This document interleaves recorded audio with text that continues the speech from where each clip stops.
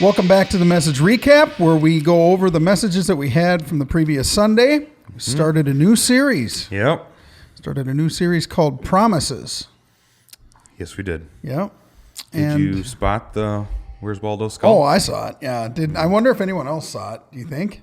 I don't think so. Oh, did you hear anyone? Because it wasn't there. Oh, is that why? So Dave just admitted that he... I just revealed that Dave is a liar. Dave, he is a liar. Yeah. It will be in this series at some point, but No. you Yeah. have to keep a keen eye. No, I knew it wasn't there. Sure. But the message, I promise. Oh, okay. I see what you did there. Yeah, you like that? And the first message was entitled "His Presence and Peace." Well, that was the Yep. was the I think phrase that's that also we the used. title too. Yeah, Close enough. Yeah. His presence and peace. Yep. So basically, this week's message was, really about one thing, that God is not going to give us a Rolls Royce when we believe in Him. All your diseases and sicknesses are not going to magically go away. Your bank account's not going to be magically, life is not going to necessarily be easy just because, we believe in God or put our trust in Jesus, anything like that. But instead, that we can experience the presence of God no matter what life throws at us, good or bad. We kind of focus a lot on the bad because it seems to be we're still going to experience problems. Yep. But what God said to Paul, my grace is all you need. Jesus' invitation, come to me, all of you who are weary, and I will give you rest. That is a promise from God for New Testament Christians who put their trust in Jesus, and not so much some of the other things. Those two verses that I read at the beginning, Yep. Take delight in the Lord, He will give you the desires of your heart. That's true. But how most Americans would interpret that verse is definitely not true. Right. The material desires of my heart, what I want to do and achieve and all those things, God does not promise to give me those. That verse means the more we find our joy and our satisfaction in God and our relationship with Him, well, then, it's almost kind of this, cyclical sort of verse. The more we find joy in God, the more our hearts are filled with joy. To find joy, so Right. the desire of our heart, when we build a relationship with God, the desire of our heart becomes God, and then He fulfills the desires of, so it's it's again that same sort of thing that we talked about, that on the inside we change, but it's just used out of context so often. The desires of your heart, well, okay, that's not true. If your heart desires cocaine, God is not going to give that to you just because you take delight in Him and all the coke will be yours. That, which sounds ridiculous. I've never heard that phrase, take delight in the Lord and all the coke will be yours. I think that may be the first time. Isn't that the same? Yeah. Isn't that the Sure. same? Switch out what the example is. Sure. But that's the same principle. Right. Most prosperity sort of teachers go with is whatever your heart, man, you believe that one pastor, I hesitate to even use that word, but the guy that I quoted, I am blessed, I am prosperous. That's all of his messages are just, you can achieve, you can succeed, your life is going to be blessed, and you just need to have more faith. And no, baloney, not true. And the problem is that when those things don't happen, then people get really discouraged and they fall away from God because those things as they were promised didn't come true. And well, if God didn't do that, then He must not be real. Well, those things were never truly promised to you.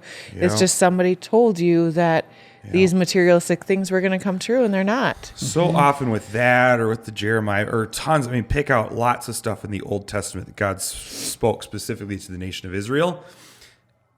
So often what we do, what you just highlighted, we put our trust in what God can do rather than God Himself. Right. And that's the big problem. God didn't promise He was going to do everything in every situation, Right. God did, at least this side of heaven. I don't know if I mentioned that both services, but God promised healing, but not necessarily this side of heaven. Yeah, that's one thing. Somebody had just passed away this past summer, and my kids we were driving home, and they go, "You know what, Mom? God did answer prayers. Yeah. This person is healed." Yep. You know, he took away all their pain and all their suffering, and they are healed. Yep. Just not here on earth. They're in Just not the heaven, way we might and have they're wanted. completely. Right. And my kids go, maybe they should have changed their prayers. You know, and Let them suffer. Then they stay here. I mean, But you know, I think we need to really think about how we're praying and what we're praying for, because you know, God's not, like you said like yesterday, and I tell the kids all the time in kids' church, God is not a genie in the bottle. Yeah. You know, God isn't going to give you a puppy every time you want a puppy, because there's reasons you're not going to get a puppy right now. You don't know what those reasons are. God does. He knows why you shouldn't have this or that, or maybe there's other things going on, and right now is not the time. In God's time, it's going to happen, but not in our time, and not the way we always want. And sometimes His answer to prayer is no. Right, What? Right. Yeah. I know. That's the What? one that Garth Brooks song, Unanswered Prayers. Sometimes Yep. I thank God for unanswered prayers. Yeah. That I'll song's forgive always you. I love that I'll song. forgive you for listening to Garth. always it's always bothered me though. That song has always been, because if the answer's no, that's not an unanswered prayer. Yeah, no. It's Or it's very if much an nothing answered changed, prayer. Still- that's the answer. Yeah. That's the Yeah. answer. Deal with the answer. You know, you know what I mean? And you were talking about other pastors and ministers and whatever. It almost seems like they're more motivational speakers now Oh, definitely. than they are actually Definitely. teaching the gospel and actually Yeah. what the word says. They won't hit the hard subjects. It's always look how much I'm blessed, and look how you know you can be you can do blessed this too. too. Yeah. You Tony just need Robbins, a little or more whatever. faith. I know, like this last year or couple of years, I've been really struggling with health issues, and I turned to God and I just said, God, what do you want me to learn through this? And I was spending more time with Him, and I didn't ask for healing, because whatever, it's going to happen or not this side of heaven. But what do you want me to learn from this? And really it was just spend more time with me.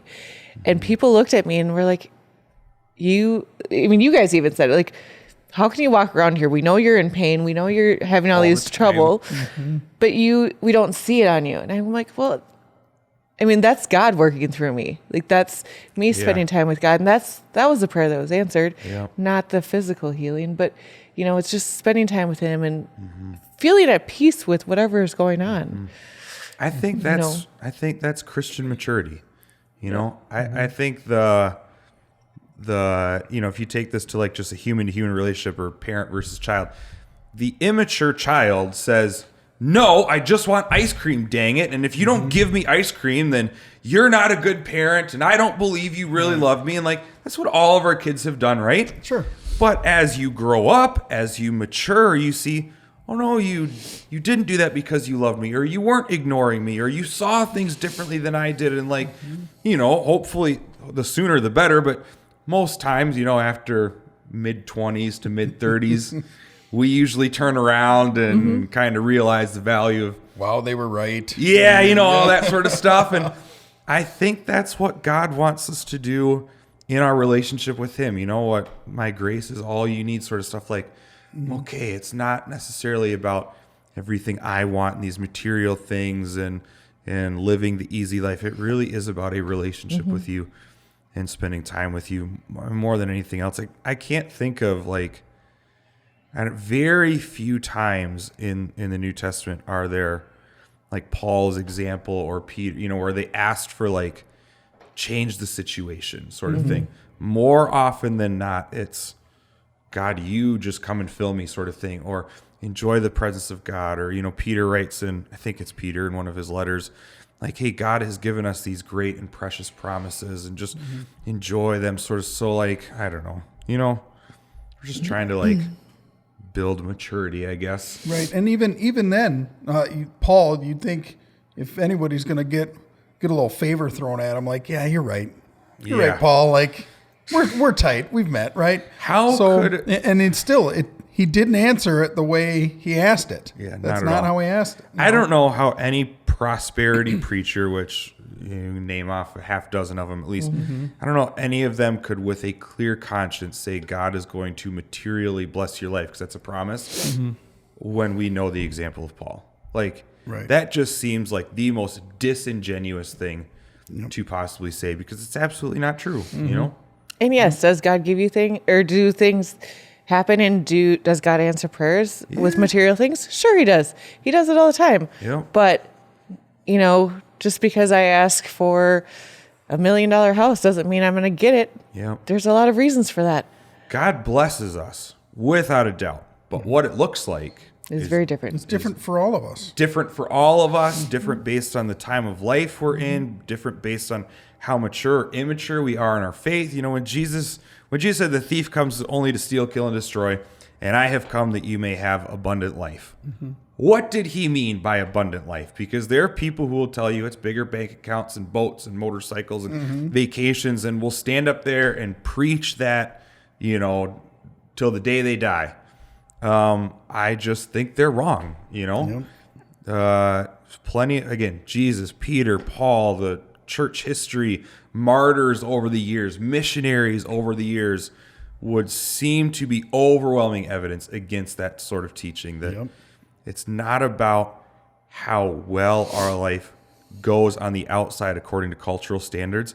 Our life can go extremely well with God, but not because of the situation, because of on the inside, and so that's what God promises us is, I will be with you through it all. I will share my very presence. Think about the nation of Israel, right? So Old Testament, Jeremiah 29:11. I'm going to harp on it again because it's just, it's fun for me. Yeah. Okay, so he promised the nation of Israel who was in Babylonian captivity, I know the plans I have for you, plans to prosper you. Nobody reads the fact that it was going to happen after 70 years, okay, so whatever. But the nation of Israel could not experience the presence of God in their lives. They were not filled with the Holy Spirit. They were believing that a Messiah would come someday, but had no clue when or where, how, or any of that. So maybe they, after 70 years, God fulfilled his promise, but how much better do we have? We want to hang on to that, this is Christianity. God's going to bless my life. That is such a shallow promise.